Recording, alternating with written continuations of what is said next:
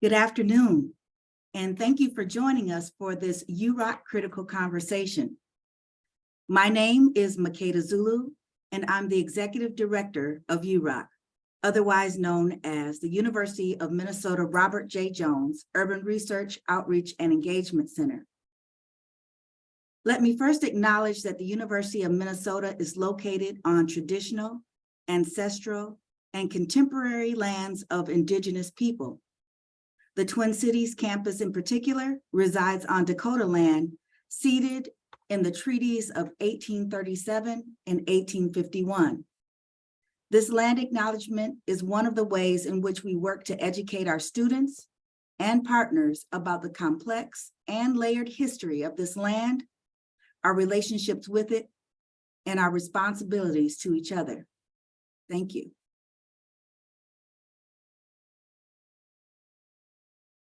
UROC's Critical Conversation series gives us a chance to bring university scholars along with community experts, activists, artists, and the general public together to discuss issues of shared concern.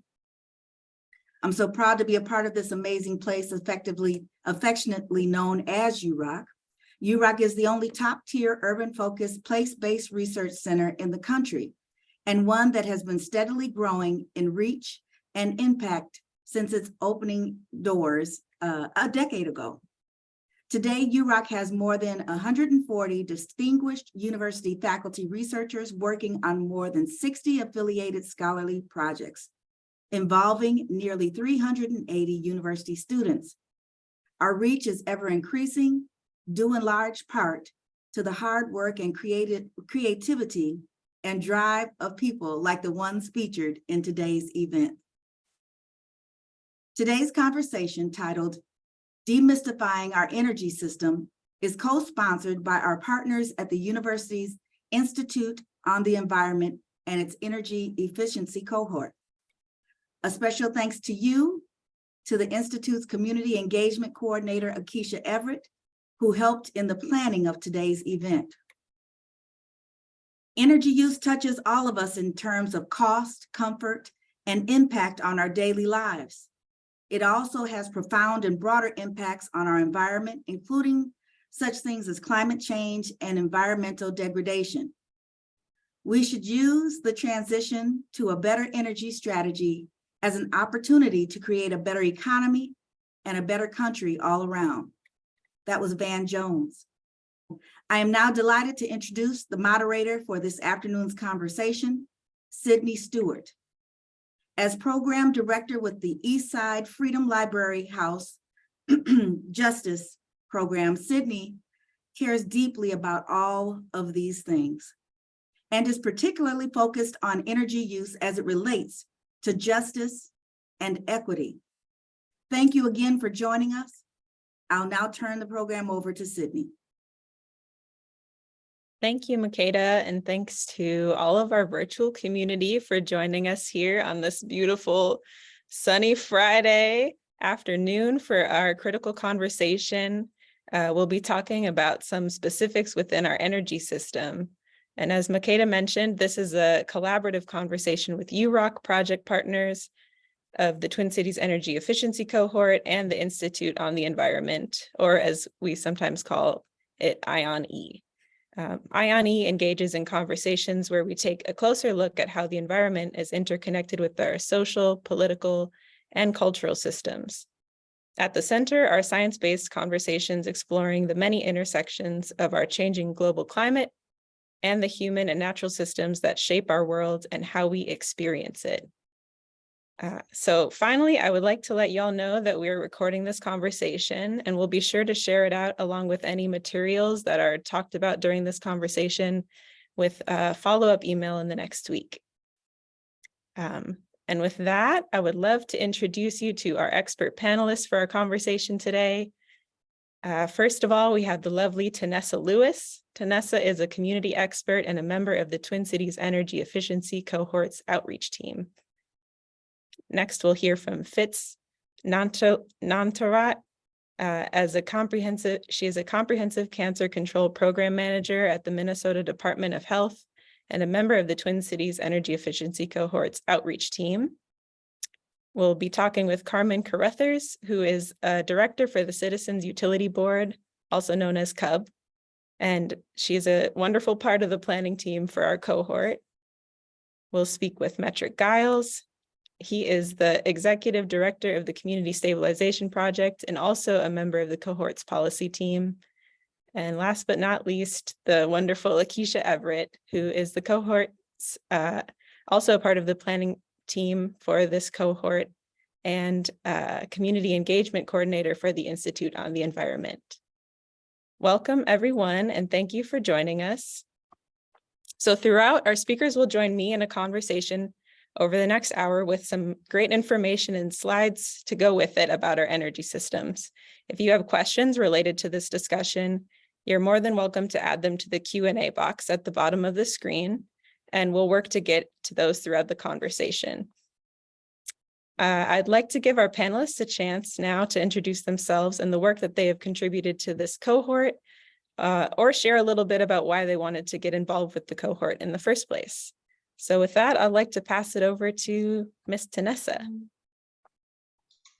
Hello, my name is Tanessa Lewis, and I am a part of the Energy Cohort outreach team.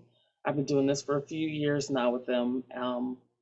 Part of the reason why I got interested in this was years ago, we had some inclement weather here. We had a tornado in 2011 in North Minneapolis. My mother's house was damaged, as well as many of our neighbors, and as people may recall, the whole area. And prior to that, I was already kind of, interested in alternative energies, but also ways of being prepared for any kind of disasters in the home, as well as if you have to leave your home. So I was already kind of on that path. And then when the tornado hit, it kicked me more into gear as far as maybe I should start getting some things in order in my own personal life. Also, I think being a homeowner and then as well as having, being a renter, I kind of see some differences in how people view their resources and their energy. Are you concerned where it comes from?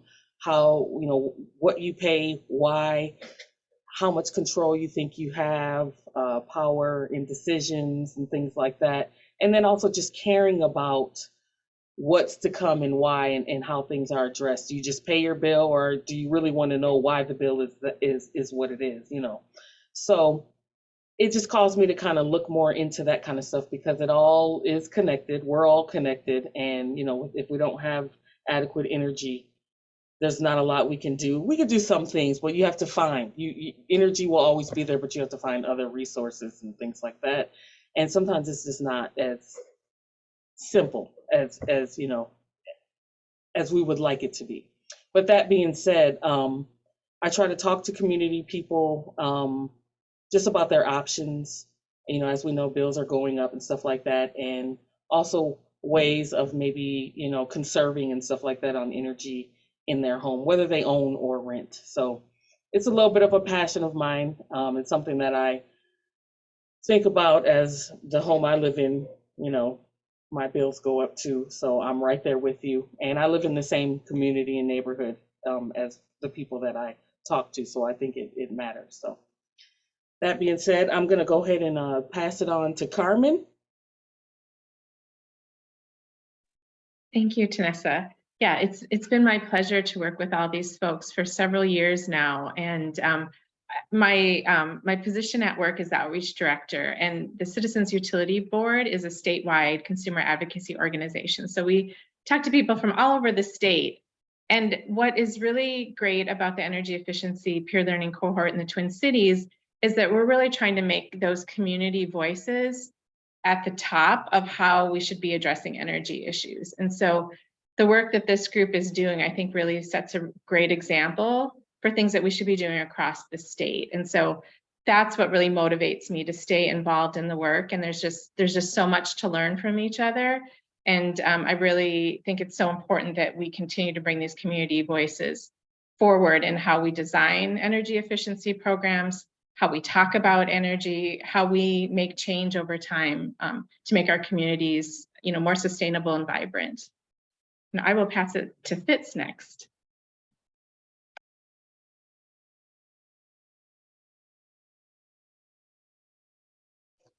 Can you guys hear me now?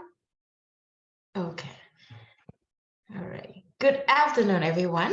My name is Fitz Nantarat, and I'm excited to be here today. So like Sidney already introduced myself, professionally, I am a public health practice, and I'm currently working at the Department of Health in the cancer unit and doing research and also implementing a curriculum for healthcare provider to use at the clinic and hospitals. So why is that question, like why I am part of the energy efficiency programs? Personally, I am really passionate about energy, and then I just want to be part of this group because I want to make difference in my community. I believe that we all have a responsibility to take care of our planets and converted resources. One way we can do this is by being more energy efficient. By reducing our energy use, we can help lower our impact on the environment and save money on our energy bills. So being part of the energy efficiency program is a way for me to make a positive impact in my community and promote sustainability. So I'm excited to learn more about energy saving practices and share this knowledge with others, such as Asian community and other community of low incomes. So we can all work together to create a better and more sustainable futures. So yeah, that's why I'm part of this. So I will pass next to Metric.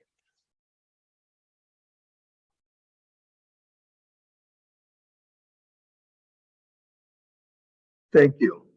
One, I would like to do a couple of disclaimers.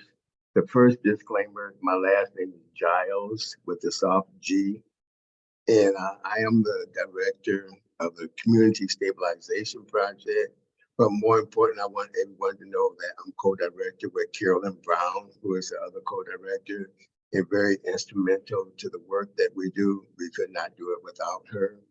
And I say that as a result of, I'm looking at the representation that we have at the table here in the panelists. And I see women, and I'm not, that might be transgender, but visually I see women. And because I have 6 daughters and 3 sons, but it's the 6 daughters that have put me in a position of being a recovery chauvinist. And I like to always make sure I recognize the value that women per se bring to the table at however they identify themselves. So I do want to say that. And then with the CSP, which is the acronym for Community Stabilization Project, kind of like tagline is renter stability will lead to community stability. And with that, we mean that if we talk about home ownership or housing, let's just say housing, that we feel that we have to move beyond that, the representation that Minnesota has as being one of the best places to live, which when we say home ownership, or if it's even property owners, that consists of 80% of that category is European. So when we focus on also how do we close that gap, we don't start with trying to increase to 20%. We start with saying what is happening with the 80%. And when we do that, we have to acknowledge that we have a racial equity gap in that. And that we want to move those folks who are renters, or in actually a lot of them are not renters. We find our community at the top level of even being incarcerated or in transition, than at most at renters.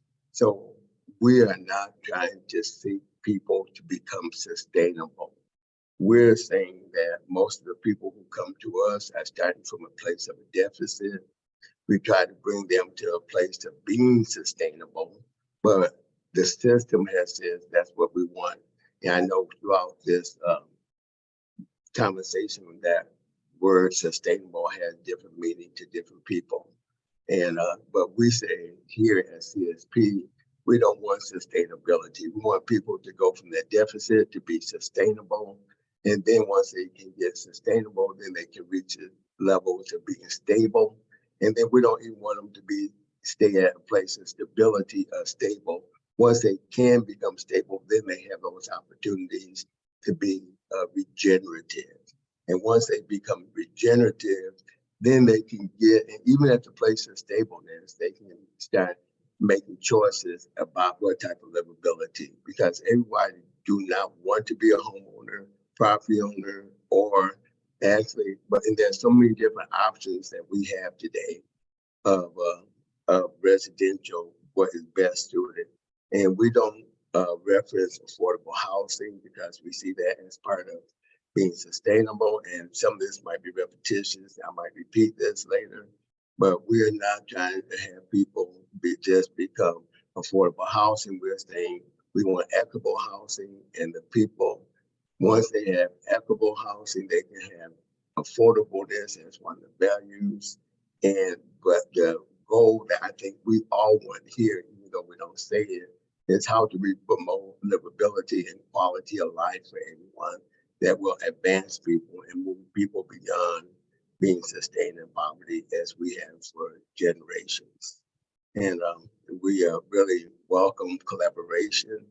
And I want to do the last disclaimer that I think this energy efficiency cohort has been a great experience for me. And as I speak, I'm not speaking that totally like this is a consensus of an efficiency cohort that we all start from different places.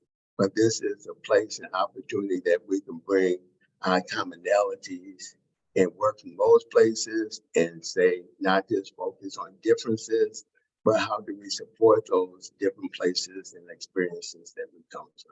So thank you. And I will pass this on to Akeisha. Thank you, Metric. Hello, everybody. My name is Akeisha Everett, and I am the Community Engagement Coordinator at the University of Minnesota's Institute on the Environment, also known as IonE. Since the efficiency cohort's inception, I've been a part of it, either on the member side or on the planning team side. And I stick and stay with it because it has become one of my passions. I come from a nonprofit world where we had a lot of residents seeking assistance because they were in jeopardy of losing what I consider energy as a human right. They were in jeopardy of losing their utility, their gas or their electricity due to high costs and bills, subpar housing that cause their bills to increase, things of that nature. So my thought is always, how do we get some alternative energy, some renewable energy that reduces our bills, that, that we can work with, but how do we know about these things? Because when I came onto the energy efficiency group, there were so many things that I didn't know. I didn't know how the energy system worked. I didn't know how Excel or Centerpoint was able to increase our bills, like things of that nature that, this peer-to-peer learning cohort has, taught me so much. And so that's why I'm here. That's why I stay. And that's why, our outreach team works hard to get information about new rate cases, new resources out to not just our Twin Cities, but, also, countywide. So, and I will pass that back to Sidney. Thank you. Thanks, everyone. I really appreciated what Metric said too, that everybody who came as a part of this cohort really came from different levels of knowledge around our energy system. And I think that's what this conversation today is about, is really to unpack some of those things that we all came together to try to understand better. So with that, some of what we really want to get into is around the problems that we're experiencing with our climate and our energy usage. You know, we've seen what feels like an increase in extremes, even within the last couple of weeks, having a blizzard and mountains of snow, and now looking outside and it's 70 or 80 degree weather. We've also seen, you know, large swaths of our southern communities being hit by tornadoes and increasingly severe weather. So we really want to talk about, you know, what is that correlation between energy usage with our communities and what's going on in the world related to climate change? Okay, Sidney, we know that our situation with climate change and science behind it is no longer like considered this theory or fake news, right? It's present, ever present at our doorstep. So with our extreme temperature changes and disasters come a need for increased energy. The energy burden most of the time falls on our communities of color, on our senior communities, on disenfranchised communities, period. And so every time we have an extreme weather situation, we realize how delicate our energy infrastructure is. When we lose our power lines, if we have a flood and you know, things happen on that nature, we're experiencing these things and knowing that, oh, you know, we're not as safe and secure as we think we are with our energy needs. And so our conversation today is to talk about ways to, you know, reduce our energy usage, find alternative ways to pay for our, you know, bills if we're in need of that kind of assistance, and reduce the nuclear and coal that we use that is destroying our ozone layer and causing these climate changes. I know we're far down the rabbit hole with that. We're already seeing our extreme cases, but you know, we still want to, I have children, so I always think about their future and will they have beaches to go to, and will they have, you know, just normal seasons. So I feel like our energy use and the climate change is directly correlated. And so we want to figure out how to be more efficient. I didn't know about a lot of the resources that are available. So, you know, we'll have other panelists talk about those things. Thank you. Yeah, that's a really good point, Akeisha. I feel like, yeah, having seen all of what's taken place in the last couple of weeks, it's concerning, and thinking about, you know, what that will do as we're already seeing our energy bills go up and up and up, and people are trying to figure out, you know, what resources are available, which brings me to the next question. So what are we already doing as a community in the space of sustainable energy practices? What kinds of things are going on that we can refer to now?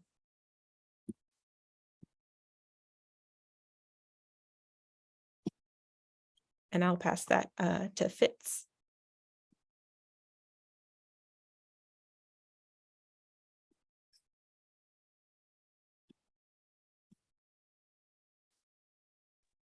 Sorry, I have trouble with my mic. It is off and on.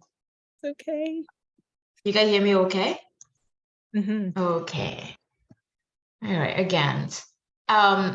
My name is Fitz, and then here I am. I'm really thrilled to be here, and I'm presenting a energy efficiency program and share the resources with you all. Again, as part of my role, I'm a public health professional and working with the cancer unit. What I am passionate about promoting healthy living and preventing cancer, and I believe that energy efficiency is an important part of that. So by reducing our energy consumptions, we can lower our exposure to harmful pollutants and then greenhouse gases that contribute to climate change and increase our risk of health problems. So including cancer, I'm proud to be part of this energy efficiency program and to work with all of you to make our community healthier and more sustainable. So the first thing that there's 5 programs that are available for the energy efficiency program. The first one is low income rental efficiency, or known as LIRE, operated by energy centers. So next slide, please. The second program is a low income rental efficiency. So sorry, can you go back, please? I forgot to explain what the first one is. Okay. So the low income rental efficiency program, also known as a LIRE, operated by Energy Sense. This program help low income renters save energies by providing free energy audits and weatherization services, such as air sealing, installations, and furnace tune-ups. By making these improvements, tenant or the homeowner can enjoy more comfortable and healthy home while reducing their energy bills.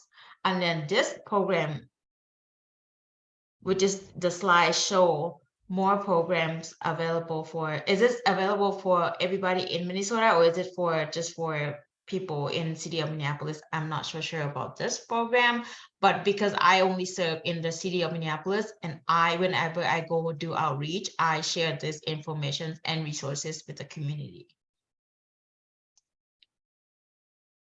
Next slide, please. So this second program that I have already mentioned is Weatherization Assistance Program. And this program operated by a local operation, Weatherization Assistance Program, WAP, provides similar services to as the LIRE program, but it open to like homeowners as well. When the community income qualify, they can receive free home energy upgrades that can save hundreds of dollars a year on energy bills. Yep. Next slide, please. And this program, Home Energy Saving Program, is my favorite one. So this one, we have the Home Energy Saving Program, or HESP, also operated by the Energy Sense. This program offers personalized energy coaching and financing incentive to help homeowners make energy efficiency upgrade. Like, for example, we have learned this in like few meetings. If community have an old home and then they need to replace the window or the furnace, or apply in the house, they can apply for the loans, and if they qualify, and then they can make a minimum of low payments as a payback to the loans. Yeah. Next slide, please. So this slide is talking about multi-home building efficiency program. And this program, we have this program operated by the Frontier Energy. This program helps homeowner and manager to up multi-family buildings save energy by providing free energy assessment, technical assistance, and financial incentive for energy efficiency upgrades. We work closely with Excel, Centerpoint, and like help community with auditings. And then if there's community income meet the guideline application or the program guideline, and they can get help with that as well, like energy assistance program. I am familiar with that program because I help the community apply when they need some assistance in paying their bills. Next slide, please.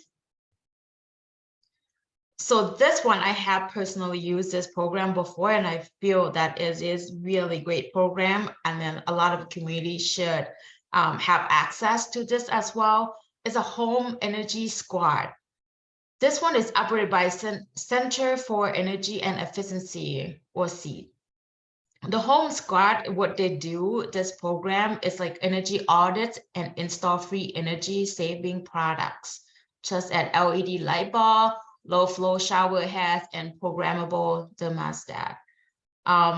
They also provide personalized energy saving recommendations and connect homeowner with financial options for bigger projects. So I already mentioned this earlier. For the home energy squad is people like technicians or people who work in this program will come out to customer home, and then they will do the energy audits, and then at the end of the audit they provide a report to see if something need to be upgraded or something need to be replaced in the house. And then on site they can provide a simple thing as like LED light bulb. They would recommend like, okay, in order to save more energy in your home, let's replace LED light bulb, and they provide at least like 5 LED light bulb in the home, and then they will give you a recommendation or a place where you can buy the LED light bulb. And what I have seen in the past, a lot of the customer request for the low flow shower heads, and then at first people are concerned about like, okay, is this gonna like make my shower good? And then yes, it is. Don't worry about that. So it helped, but then it also helped reduce the usage of the water as well. And then for the programmable thermostat, this is like smart program that you can set your thermostat on your phone, and then or you can do like eco mode, and then it will just change by itself when the home is too hot or when the home is too cold. It will just do that program by itself, and you don't have to worry about that one. And again, I don't want to say it's free, but it is free for the low income family. But also if you need more help, let's say I need to replace my window, and then these people will connect you with the right program to take out the loans, and then with the low payment to repay back the loan that you took out. I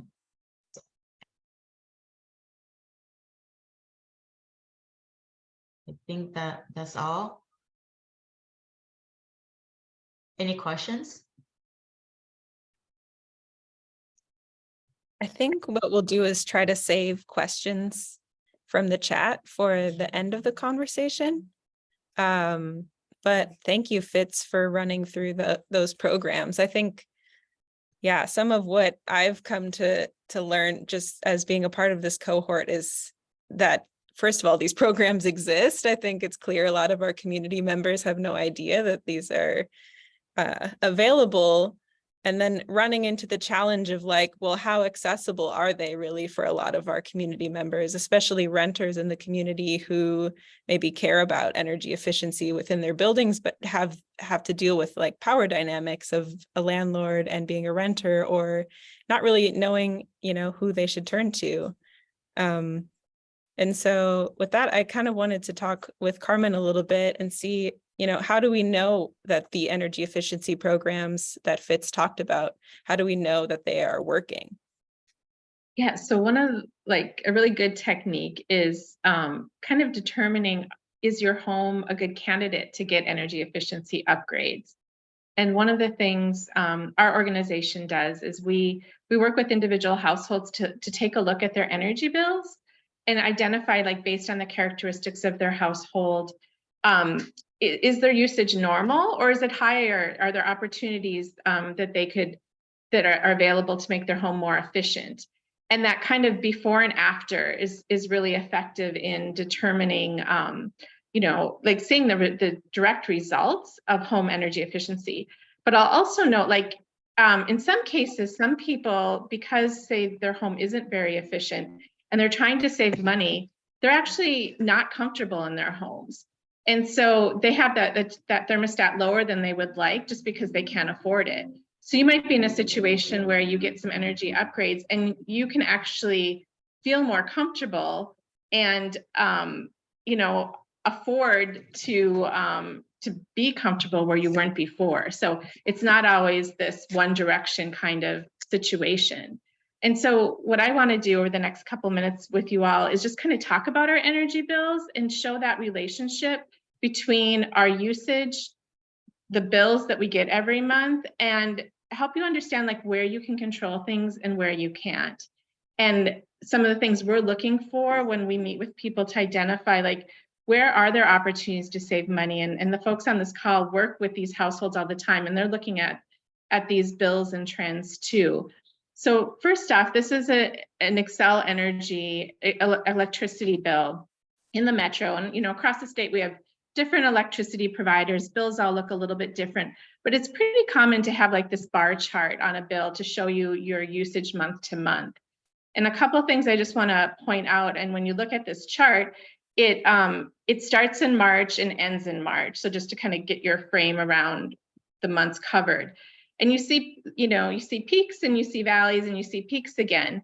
And this is like what I would consider a very typical pattern of use, where you see when you get into June and July and August, you see the electricity goes up. And in the southern part of the state, this is due to air conditioning. The northern part of the state, they're not having to rely on air conditioning so much, but more than they were before. I know I grew up in the north and we didn't have an air conditioner, and a lot of people do now because the climate is changing and it's much warmer. But typically you see a peak of use of electricity in the summertime because of air conditioning. And then usually in the shoulder seasons, so that would be like late spring and early fall, you see the lowest use because you're not heating or cooling your home. And then you notice then the electricity use goes up again when we get November, December, January, February.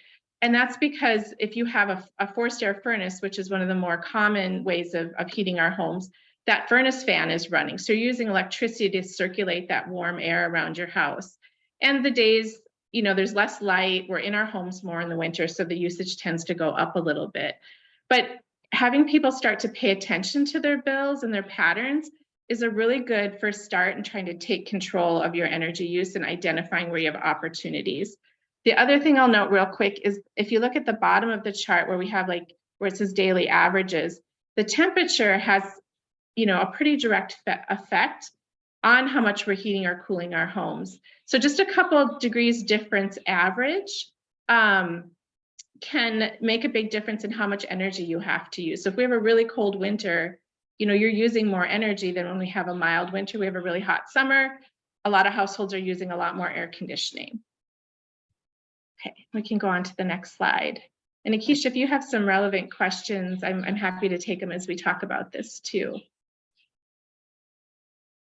This is all the line items in an energy bill. And if you all are at home and you take out your bill, if you're an Xcel Energy customer, it's going to look a lot like this. If you have a different bill, it might look different.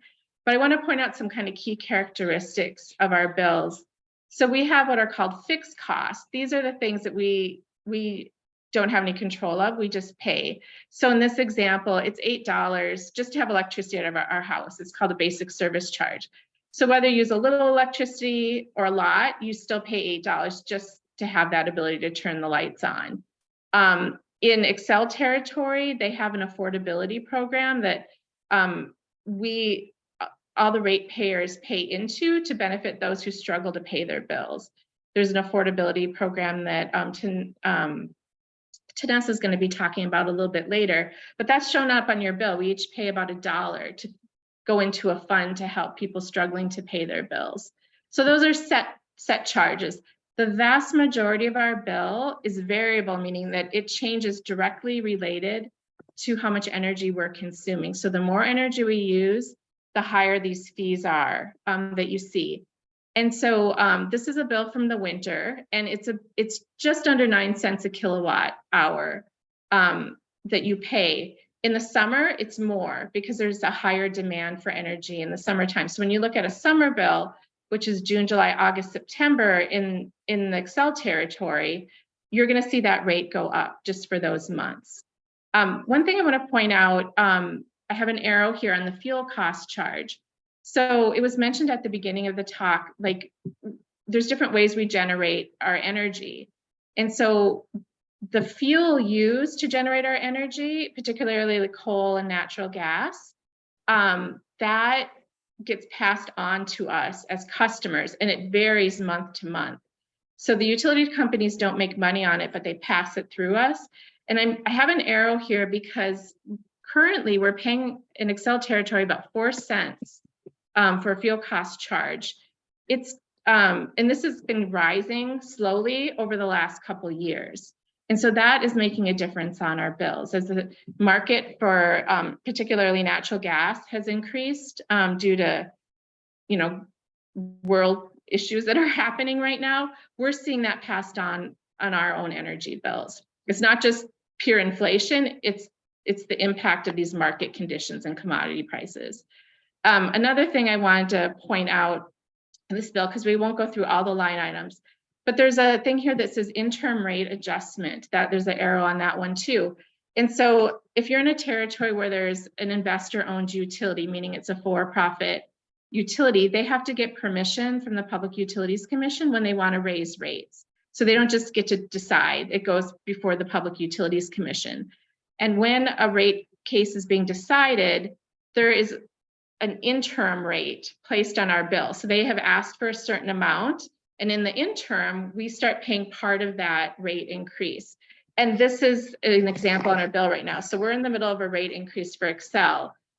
And so you'll see that this interim rate adjustment on your bill, when that's finally decided, that will go away and the final decision will be reflected in your rate. So I always tell people, if you see that on your bill and you haven't, you know, heard it in the news or something, that's the heads up that there's a rate increase that's been proposed. The other thing to note here is the different taxes and fees. So depending on where you live, those will all look a little bit different. They're generally based on the subtotal of your bill. So the lower you can get that subtotal, the lower your taxes and fees are typically as well. So that's just kind of an overview of a typical Excel energy bill, just all the different things. So you really want to focus on your usage because that makes up the majority of what your ultimate bill is how much energy you're consuming. And we can go on to the next slide. Now this is a gas bill. And so, you know, the majority of the homes in the Twin Cities Metro heat their homes with gas. So again, the temperature has a big impact, as well as how well insulated your home is, how energy efficient it is, and how much gas you're going to consume. And so this chart, again, is pretty typical. You see the high usage in the winter months. This bill starts in January and goes to January. And you can also see how slight changes in temperature can have an impact in usage as well. So you see in the 2022, higher usage, it was 14 degrees on average, lower usage in 2023. I also know this customer, because of rising gas prices, started to like turn the thermostat down even more. So another reason for a little bit lower usage in January 2023. You'll also notice that there is no gas usage in the summer months. So we can tell by that the only thing that runs on gas in this household is heating. Everything else is electric. So you can just learn a lot by looking at a bill. We can go on to the next slide. I just want to point out a couple things about our gas bills right now. So I think most folks have noticed that it's been more expensive to heat their homes if they're really using any kind of fuel right now. Costs have gone up noticeably. And Keisha had made a comment about our utility infrastructure and severe weather. And so we have an example on this bill, the February 2021 weather event. Some of you may recall there were some things going down in this in Winter Storm Uri in the southern part of the United States, and it caused this tremendous spike in natural gas prices. And we are actually paying for that over several years now. So you're going to see this additional line item charge to help pay for it over time, right on our bills. The other thing I wanted to point out is the cost of gas. In this particular month is 88 cents a therm, which is double what it was 2 years ago. during a similar month. So it's not your imagination. These global impacts and commodity prices are having an impact on our bills. And so this idea of conservation becomes even more important as the prices of heating our homes and keeping electricity on gets more and more expensive. And I'll pass it on to the next speaker.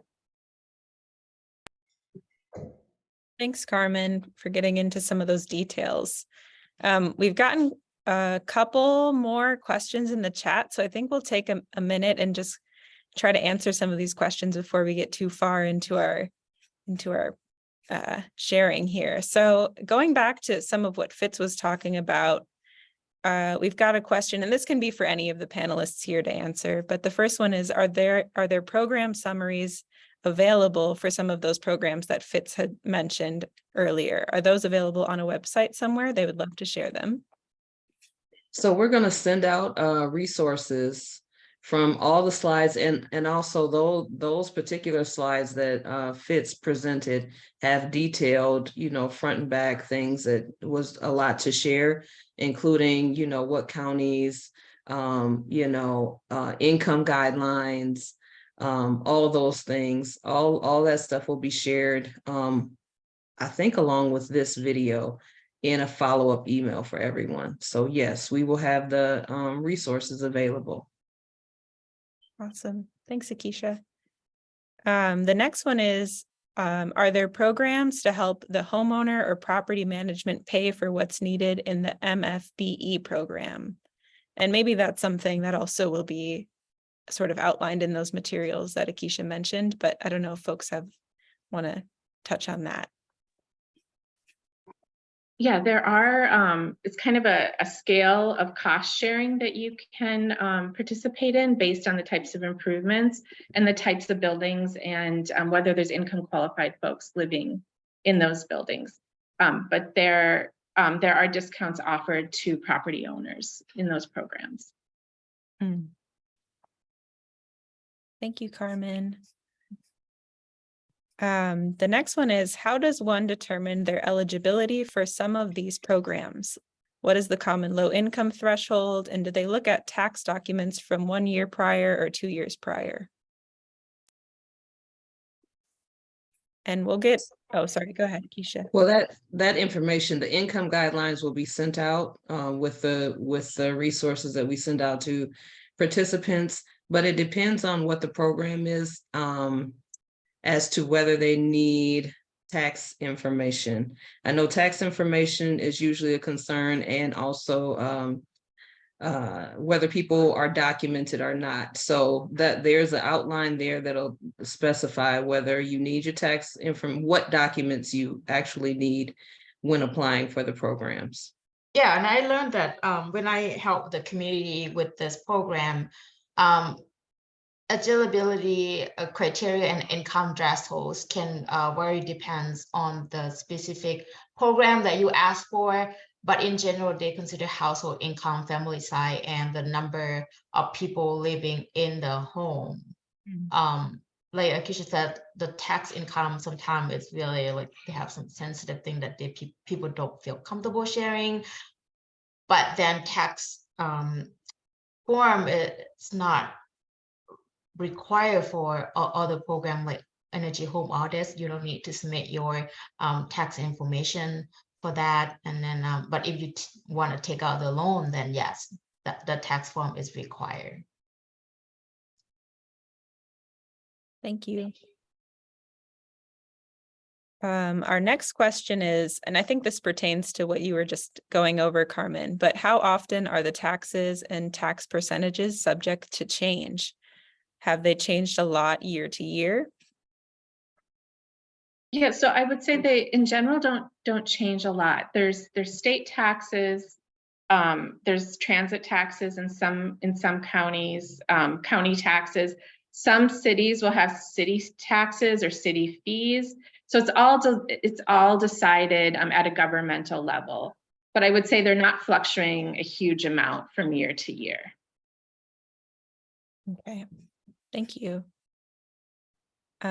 We've got one question specifically about the energy audits. So they said, my energy audit from Centerpoint always says I am fair, which is not really good when compared to others in my neighborhood. Does this mean I am a good candidate for energy improvement strategies? I mean, it's like, to be honest with what I have done in the past, this is what the answer the energy center point told me, like, okay, you're good, like you don't need it. But if you think that your income, meeting the guideline, for the program, it is free, then it's not hurt to do it. Yeah. Mhm. Because you get more reports, to be honest. They're not only checking your furnace, but they check everything around the house. And then you get a report. And if you're curious, if you want to fix something in your house or replace something, they could help you finding the loan option if needed. Mhm.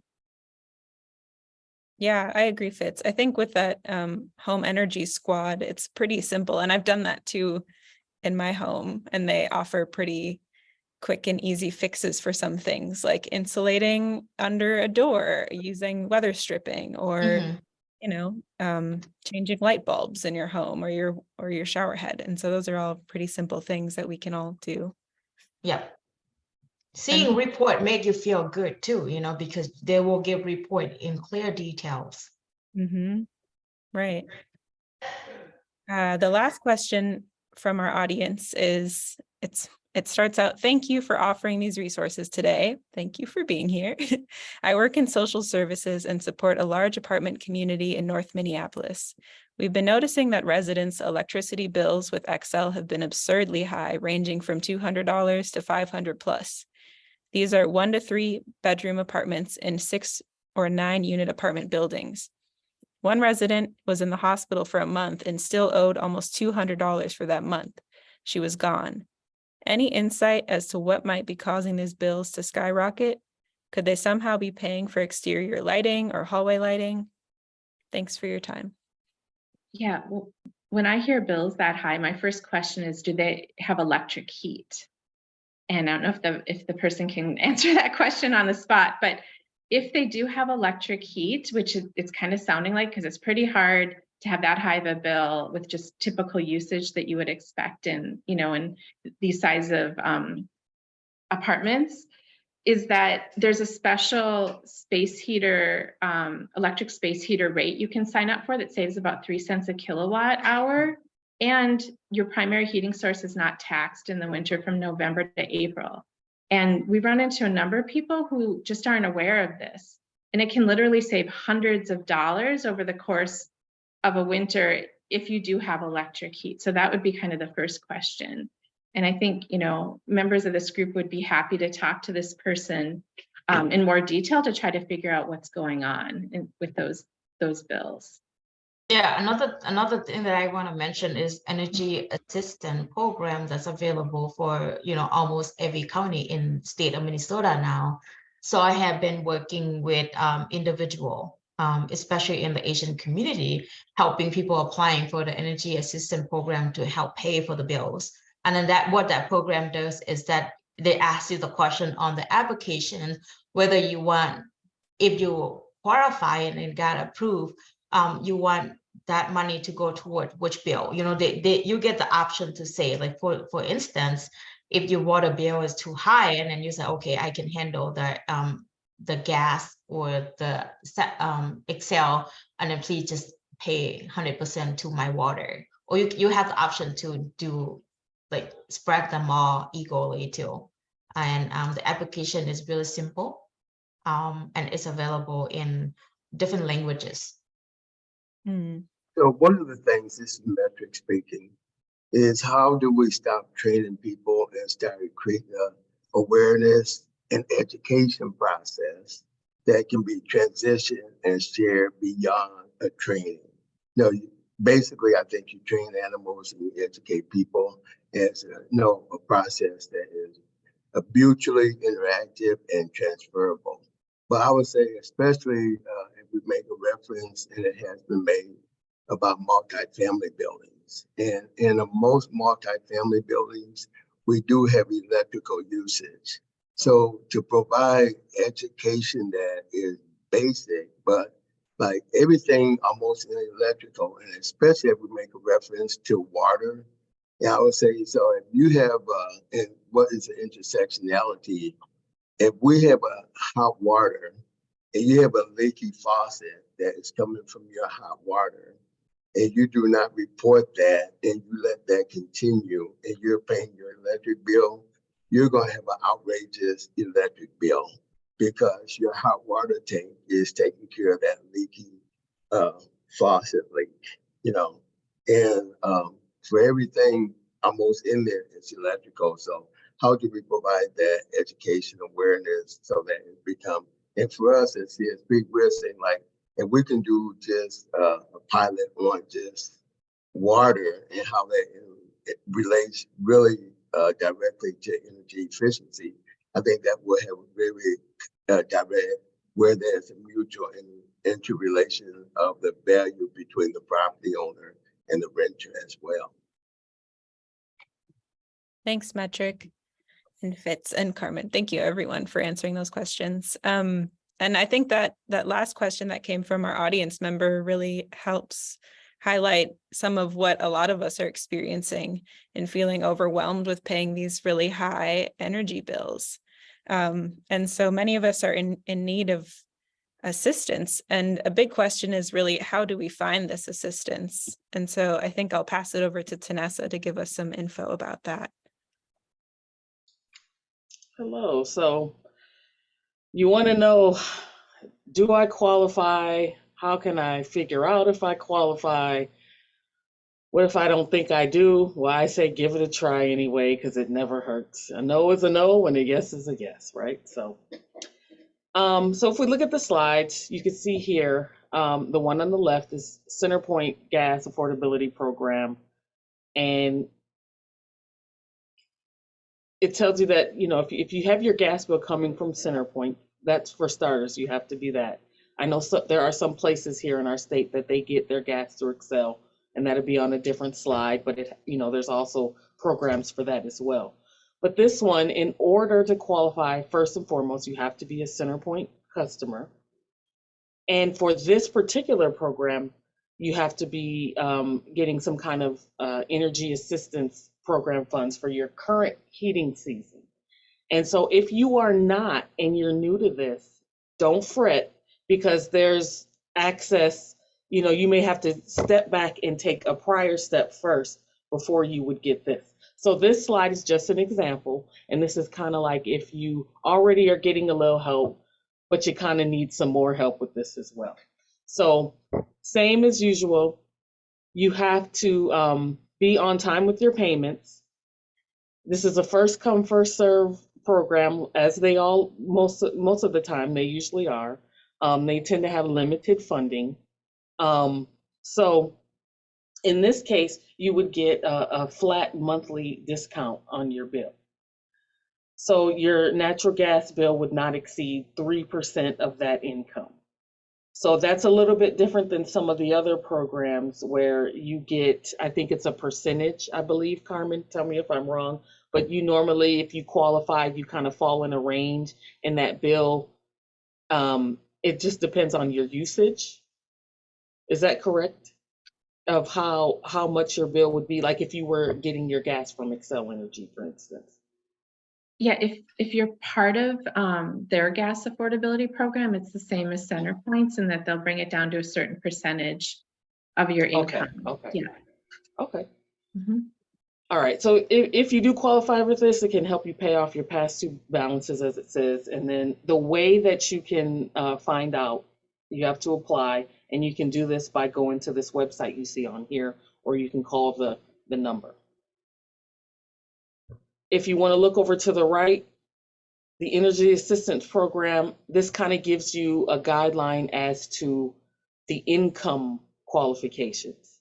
So you kind of, you know, a household of one, you can't exceed, in 3 months, you can't exceed that amount, and your annual income can't be what's in that column right there. And I believe these change at times, but this is pretty relevant now. And you can see they're still taking applications, through the end of May next month. So I'm gonna go ahead and have go to the next slide, and then we'll look at okay. So how do you know? Depends on your county. If you want to know, you can look. We have some counties on here, and you can see the agencies in which you can call or email if you have questions or you want to find out that way. These are, for your energy assistance providers. So you can go that route. I'm going to step away from this. I know that on the Minnesota Commerce Department website, and maybe I'll put that link. I think this information is going to be included in all the contact and information on all the phone numbers and websites and stuff, but I'll put it in there. If you live outside of these areas, if you're, like I said before, if you haven't qualified for energy assistance already, or you're not getting any assistance with your utilities and you want to start, you can, I'll put that in here.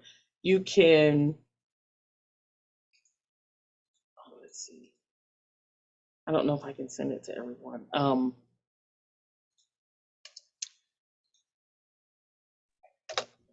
You can go on to the Minnesota Commerce website, mn.gov, and you'll see on their homepage, there's an energy assistance program link right there.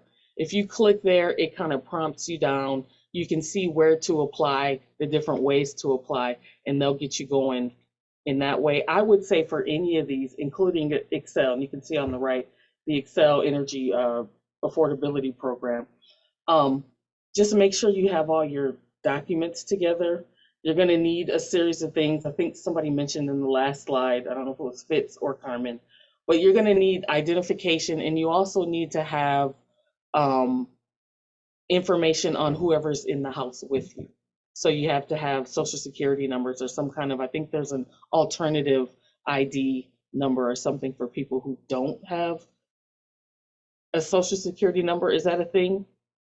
I think it states it on the Minnesota Commerce Department website. I did see that, and I was kind of like, oh, I'm not familiar with that. But they, you can always ask. They'll let you know what the alternative options are that you can present for people who maybe don't have what you are normally required to have for people in your household. Yeah, because your discounts are based on the number of people in your house. So, and then also with the Excel one, it's the energy use cost as well. So, as far as that goes, I would say if you don't know, if you look at some of the diagrams that they have and you see that, you feel like maybe you make too much, you're not sure, I would say go ahead and just try it anyway. You never know. Call and ask, and then also stick with your utility companies in general, and I myself live by this, and let them know what your circumstances are, because a lot of us, we don't qualify for these things. Even if you have people staying with you, they're temporary or what have you, and the bills are exceeding, and maybe you have medical bills or other things that, you're kind of like, I'm just really frustrated right now, and this winter has, abused me in the utility sector. So what can I do? They'll work with you. They will definitely work with you. I think we can't always look at this, or we shouldn't. And I try to encourage people, let's not take a negative stance first. It's very easy to do, because I get frustrated with the utility companies as well, because I'm like, they're robbing people, with these rates going up, and the price increases are just ridiculous. But if I need to, I will contact them and let them know, what can you do? What can we do with me? Because I don't qualify for that, but I need, I don't want my power to get cut off. I may or may not be in a position to pay the full amount that you say I owe right now. What are my options? And sometimes you might be surprised at what they're willing to do, especially if you nip it in the bud early. Don't wait till something is cut off. I really, really push this. Don't wait till the last minute, but stay on it. And sometimes they can be very generous, or I don't want to say generous, but understanding. Because you are, at the end of the day, you are a customer. And this is a business, whether we need these resources, but it is a business at the end of the day. And you being the customer, they don't want to lose your business. So just see if there's any kind of flexibility outside of the programs, if, and you can tell people, friends and family. Yeah, because many of them I don't know them. It's not personal to them. It's not personal to us. A lot of these issues that we're encountering, we're all affected by these things. And so I try to keep that in mind. It's hard, because it affects you and your livelihood. And when we're talking to these people, they themselves are doing a job for these companies. And so whatever your emotions are may only go so far. But that being said, I just say stay on it, stay diligent on it, and just see and try as hard as you can to pay something and see if they'll work with you at the end of the day. Otherwise, if you feel like you'll qualify, if you know some family who may, or friends who may qualify, and they're not, you don't have to feel shame. Pass this information on, because there's help out there for those who need it and can qualify for it. And sometimes I'm surprised at how much people, they just don't know. So, that being said, I am gonna go ahead and end my part, and Sidney, you can go ahead and step in. Sidney, I got one clarification question from the audience. There was a question about households, and if a pregnant person is considered a household of one or a household of two. I know, Fitz, you answered that as no. Is it a household of one, the pregnant person, or is it a household of two? Do we know that? No, they don't count the unborn baby. That's what, So when it's it's one. household of one. Yep. Okay, Right, that cleared it up. Yeah, because this is for my personal experience that I'm helping the community who have the same question before I submit the application. So no, they Gotcha. only count one. Okay, thank you. Thank you, Sidney. Go ahead. Thank you. Thanks, Tanessa, for all of that information about those resources and how folks might be able to access them. And like we said before, we'll definitely send those out because it's pretty detailed. But it is a challenge really accessing them and figuring out ways to get those resources connected to communities. So I wanted to bring this question to you, Metric, in working in spaces of equity and justice. So how can organizations successfully connect with communities that have historically been excluded from opportunities to participate in these energy efficiency programs? So the one, I've been thinking about it, that the one PowerPoint that I would like to have, I'm hoping we can do this again. This has been a really good, interaction. Is a PowerPoint that will share who qualifies, who are really receiving energy efficiency levels of livability, and for those who are not qualifying, that it would point out those numbers, and not in percentages, but so that people can, but in numbers, so people can kind of see themselves. I wish I had that PowerPoint. And my point for that is that, there was a reference from you in the beginning about human rights, and I think someone else referred to human rights. And so I'm thinking human rights, and I'm thinking equity. And so with this conversation, it's a really good conversation, but I'm thinking also about the critical race theory and how people wanted to shut down the critical race theory. And with the critical race theory, and how people wanted to set down the truth. So we're speaking about systems that have been put in place by other people for our usability, and not actually for us, I would say. So again, the disclaimer is that I'm not trying to have anyone agree with me here, but I am wanting to share some points that can be received. Yeah, I kind of always repeat that because I'm a practitioner of restorative justice, and you don't try to push things on people, but deliver good messages.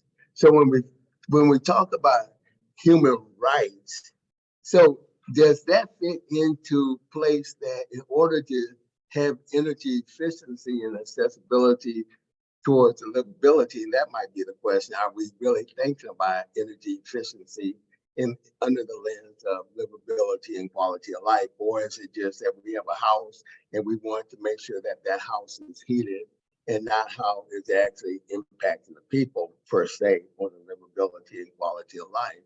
So I think if we start looking at the people and saying, especially that gap in between for people who don't qualify, what's happening to those. And most of the time, if they don't get their homes efficient, they fall within that ability to qualify. And then the gap just keeps getting bigger and they might go to the end of the line and still don't get it. I don't know if we're at a gathering, I asked the question, how many people do you actually service for energy efficiency? And how many are you servicing for weatherization?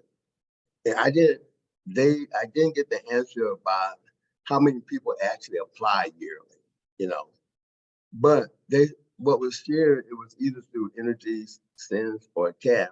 They said about 2,000 people are being paid for energy efficiency. Now, when they get paid for energy efficiency, who do those funds come back to? The utility companies. So they're subsidizing so that they can get a reinvestment on what they're subsidizing people for. No, that's subjectively how I kind of look at that. When they started putting more, they said 2,200 people actually get weatherization. That's really not even 10%. So how do we create a balance that more homes are being weatherized? And then right now the numbers of homes that are under efficient are so great. I mean, that's going to just keep coming. But at a certain point, how do we have a system that that provides, again, not sustainability for people, but that promotes an investment towards people that will promote them towards some livability and being affordable, which is what we're all talking about as well, is one of the values of that. Now, something I got from the University of Minnesota at a different format, which was about food, and that means that's about intersectionality of these systems. But it came from the University of Minnesota, where they came in with a process that said, what do we want to preserve? So out of this conversation that we had today, there are some things we want to preserve. There's some things we want to change. And there's some things we need to create to make it work for everyone. The piece that we're doing here at the Energy Efficient Cohort, we are trying to bring equitable inclusion at all those levels. We can't have a conversation about what we want to preserve without having the most impacted people involved in that conversation. They have to be part in the very beginning when we started talking about these things. And how do we get more authentic conversation? And my friend Tabitha, who is part of this, she was saying, how do we start compensating people in a level of capacity so that we can be involved individually and organizationally? That's a very important point that Tabitha was here. She was saying, start paying us to be part of these processes that you're making decisions about us, without us. So I think so. If we want to have equity, we need to have everyone who is part of this conversation at the point of what do we need to preserve, what do we need to change, and most importantly, how do we collectively create a different process that has an impact that regenerates us collectively. And again, back to that PowerPoint, if we look at that PowerPoint, right now we're subsidizing some folks, we're doing nothing for some folks, and we're investing in others. So let's start a process that says, how do we have investment for everyone. And if we get an investment, there's an opportunity for reinvestment. And we will have to examine what does investment and reinvestment, because for in a Eurocentric lens, it's all about money. For people of color, it's money as well, but it's more about livability and quality of life and those values that come with that. So thank you. Hey, Metric, I have a follow-up answer to that also is when I think about, equity within our energy efficiency programs, I think about our barriers with different demographics. I can go back to the pandemic and think about how, people had checks just kicked out automatically if they, if their taxes were done and that you didn't have to fill out nothing. They didn't have to, call nobody. They didn't have to, there were still people missed, but how do we get past these demographic barriers where we have all this pot of money for people to get retrofits and weatherization services, and 14% of this big pot is being used, So is there a way for us to have an automatic system where people, if they qualify for this, then they go in that pot and people start soliciting them with, energy squad is, scheduled for energy squad, scheduled for this, scheduled for that. If they fall under a certain income level on their taxes, they kick into another pot where, they qualify for this, they qualify for that. I feel like some of this stuff should just be automatic so that we can, so that just the knowledge is out there about certain programs. The pandemic opened my eyes to a lot of things where there, when we want to reduce barriers, when we want to dismiss the barriers, we can dismiss them, when we want to. So I'll kick it back to you. The first thing I'm going to share about that, America, the basic system of institutional system was the only way you qualify for anything in America was being white. So now they're adding things with barriers for you to be inclusive. So how do we move the major factor of qualifying? That we need to set up a system that regardless of your income, you have a value of livability and quality of life, that we don't need to qualify for housing, for transportation, for education, and regardless of your income, because it's happening for some folks. And the issue isn't that I have a lower income or that I'm a person of color, a Black person, but that's what America was built on that. So we have to start by doing a reassessment of how do we qualify?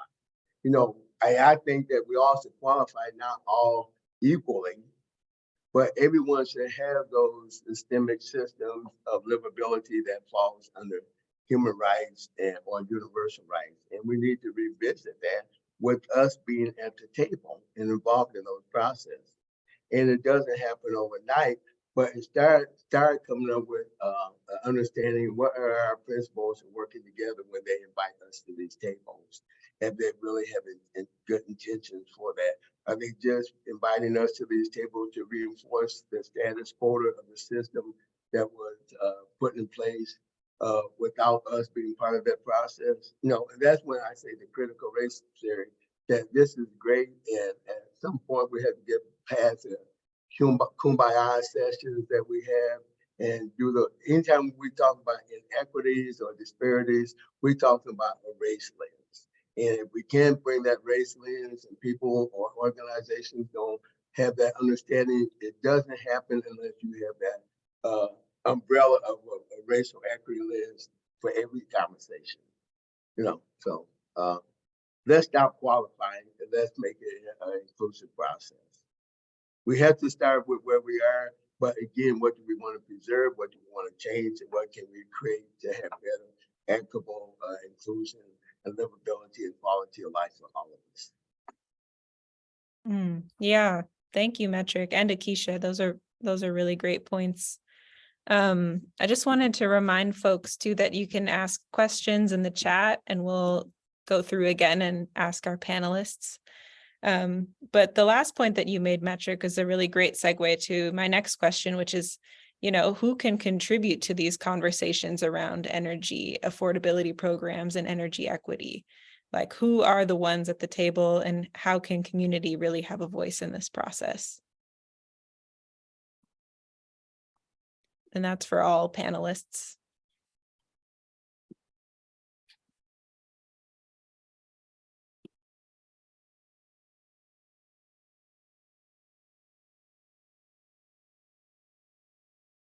I'm hoping someone else besides me speak to this.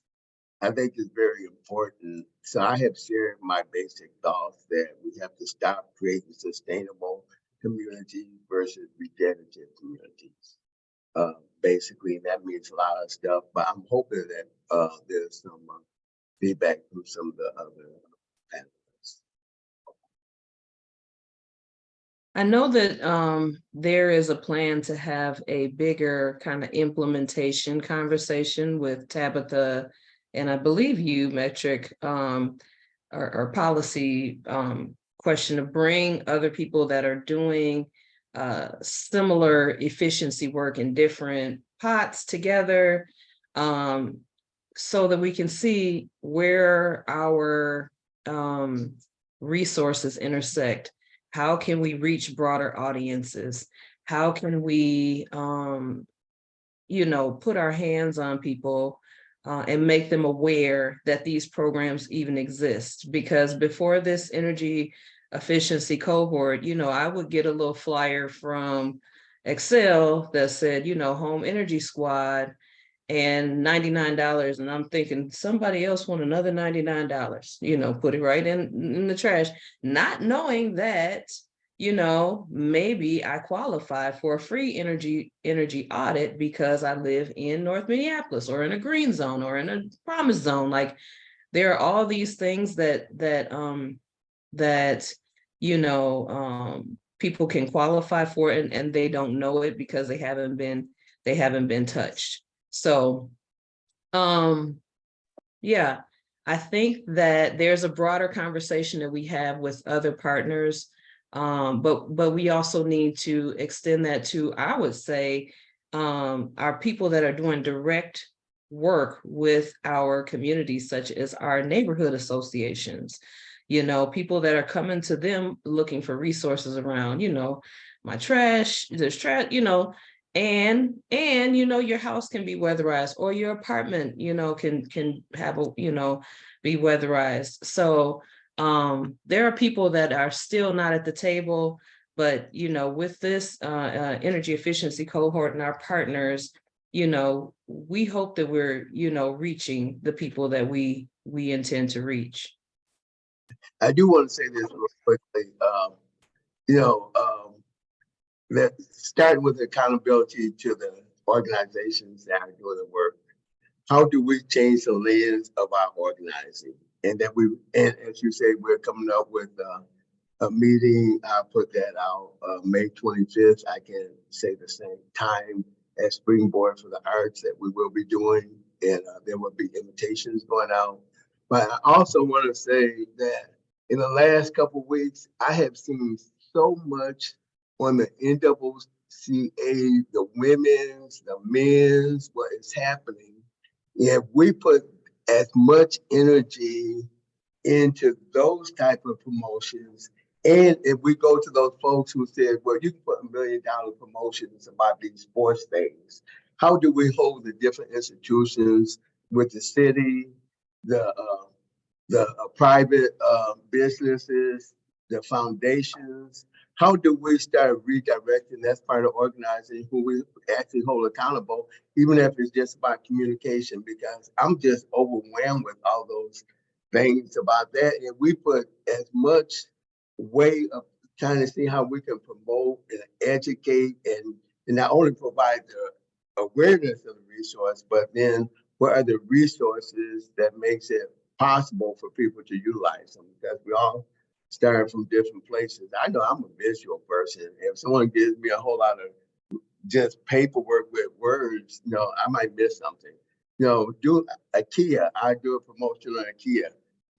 How if they can do it with just visual directions, we should be able to come up with some visual directions that it's even better than what they do.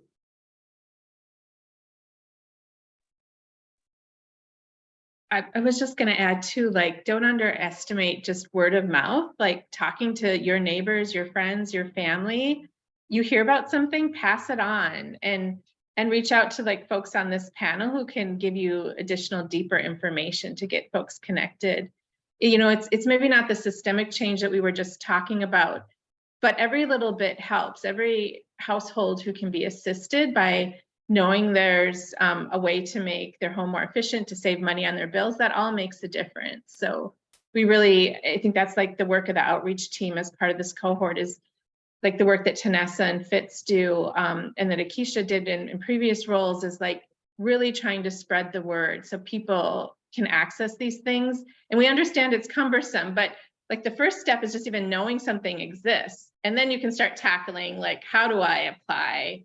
How do I fill this out? But first you got to even know that it's available to you. And I think we've all found that that's been a huge barrier for a lot of communities. Do you have contact information? I do see my name, but do we have contact information for follow-up on this? So we'll send out the list of people's contacts on a with the resources metric. All right, thank you. All right, I think we've got time for just one more question before we close out. But I think, you know, looking forward, I'd love to hear from the panelists, you know, what does an equitable clean energy future look like? That visioning piece, I think, is really important for all of us to do. So, Free energy. Energy is supposed to be free anyway. That's just a fact of life. Energy, you can't contain it. You can't make it go away. It just is. It transforms. It moves around. It's just the ways that we are using it in for many, many, many generations. You know, it's been monopolized as far as how we heat, cook, and live, things like that. Ideally, it's not. You're not supposed to be paying for it. And I think, for me, you know, knowing what I know now, I get a little irritated, but it's one of those things I'm like, it's just one of many things that we have to tackle to get back on top of, because we didn't always have to pay for it. And these are facts. We were more advanced and we realized we were in ancient civilizations. We did not pay for energy. There was ways of using it, and I foresee us going back to that. And I think we're on a cusp right now. And this is, you know, maybe some people might think this is a little out there. That's fine. You got to go out there sometimes and venture out, right? I just think that okay, my firm belief is people don't change because they want to, they change because they have to. I say that a lot, but it's a matter of fact. Some of us, we want to, we see it, we understand, we know things should be different and be better. And it's like, I can't make you do or see, but I bet if the lights went out tomorrow and never came back on, people would adjust, right? Because you have it in you. And, you know, and that's kind of a doom and gloom to some, but I'm saying I foresee that with the way we're going now, there's a fight or flight happening with certain companies that are trying to hold on to the control. And we know from where we are, we can look back with our grandparents and them, they weren't really, solar energy was not really probably a big discussion. They had other sources, but no, they were coming from a different time. Look where we are now with how things are, even with us. This is just me. I tend to be more of a future optimistic person. And I'm like, yeah, we're on the cusp of what's to come. And you know, it could happen in my lifetime, it may not. But I'm more in the mindset of, I want to prepare you to understand what it is so you can do the things now to move in that direction, because it's going to happen anyway. I don't want anybody to be left out of that, and these options and all that, and the know-how, and you know, the some of the advantages to it. But that's just me personally. I'm like, yeah, we're going back. We're not even going back. Things are cyclical.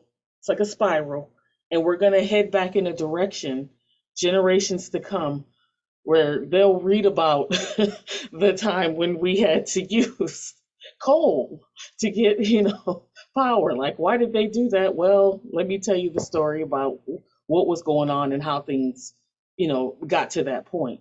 But just nature itself, nature prevails. And so we're just seeing this change, and it's kind of weird sometimes or frustrating, but I see it getting better. And I'm just excited to be on this part of it, to kind of be the one like, hey, everybody, guess what? Pay attention, So that's my thoughts. Thank you, Tanessa. I appreciate that optimism. We need that. So it's 4:30. I'm going to pass it over to Makeda, but first I just want to say thank you to all of our panelists and for all of you for sticking throughout this conversation. It's been wonderful. Thanks, y'all.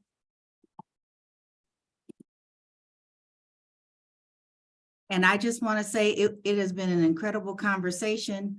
The nice thing is that the chat was only with the host and the panelists, but I was just excited about all the information we gained today. We had people walking up and down UROC saying, how can we get those flyers and put them out in our lobby so people can get this information.